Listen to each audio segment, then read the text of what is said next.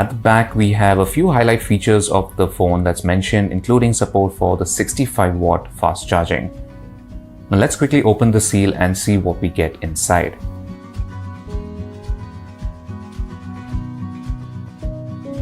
Now we have a little paper sleeve here which has the instruction leaflets and a case. Next up is the Realme 7 Pro itself.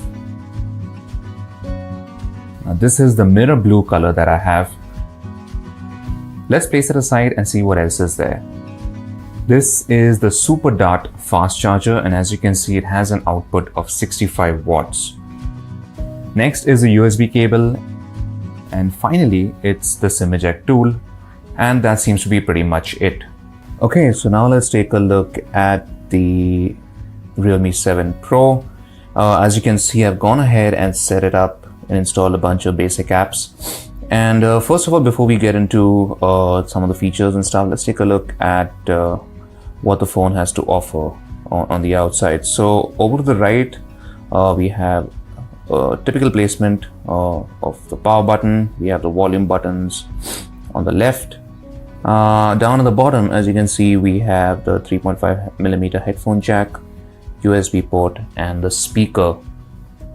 There's also a SIM tray over here. This can accommodate 2 nano SIMs and a micro SD card all at once, which is cool. And we'll take a quick look at the finish. So this is something that Realme calls a mirror finish, or a mirror blue color at least, and it creates these funky patterns when light hits it, which looks pretty cool. The 7 Pro is now actually a bit slimmer and lighter. So the 7 Pro weighs around 182 grams, so it's a tiny bit lighter. And it's slimmer as well at around 8.7 millimeters.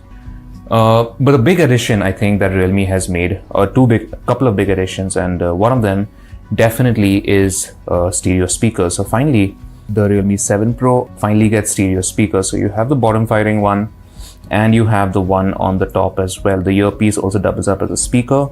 And not only that, if you go into the settings, these speakers also support Dolby Atmos enhancement. So here you can see Dolby Atmos is active currently for the 2 speakers. You can select a bunch of different modes. Now the second big change, of course, is the display itself.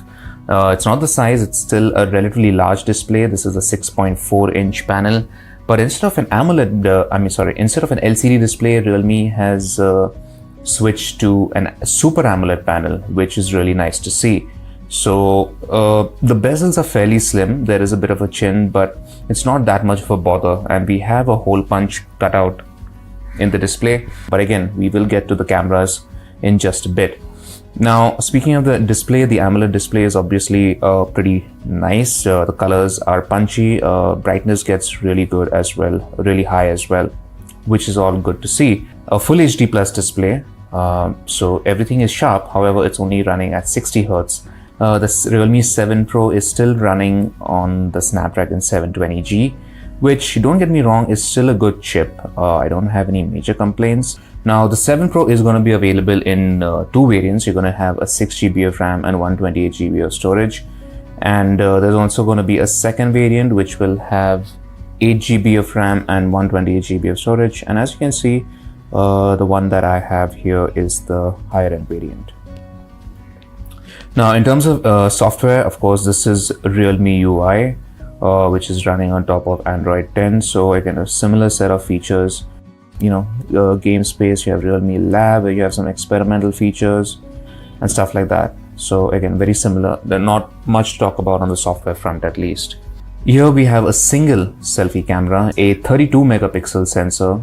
So here also the primary camera is still a 64 megapixel sensor, but Realme has switched it from the Samsung GW1 to the Sony IMX682 sensor. Then we also have an 8 megapixel ultra wide. There is a 2 megapixel macro camera, and there's finally a 2 megapixel depth camera. And of course you have the LED flash. However, Realme has added a few new features in the camera app. So if you open the camera app and go to video, first of all, you'll see there is a new ultra night mode. Now this should give you brighter footage, I'm guessing, when you're recording in low lights. But you also get a bunch of new filters this time, and these are modern gold, cyberpunk, flamingo. So again, these are some new color filters that you can use in night mode again. Now, a couple of other things that I want to go over before we wrap up this first look video. You do get an in-display fingerprint sensor because this is an AMOLED display. So as you can see, there is an always-on display as well as an in-display fingerprint sensor, which seems to work decently well. You also get a 4500 milliampere battery in the Realme 7 Pro, which according to Realme, you should be able to charge it from 0 to full in about 34 minutes thanks to that massive 65 watt charger.